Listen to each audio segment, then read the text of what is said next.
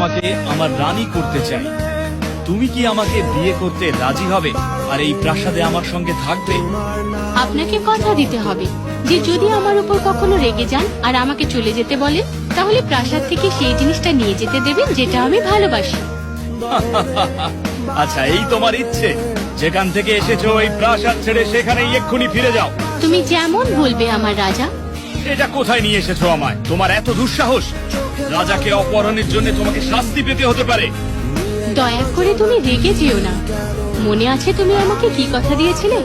যদি কখনো আমাকে চলে যেতে বলো, আমি প্রাসাদ থেকে সেই জিনিসটা নিয়ে যেতে পারবো যেটা আমি সবচেয়ে ভালোবাসি।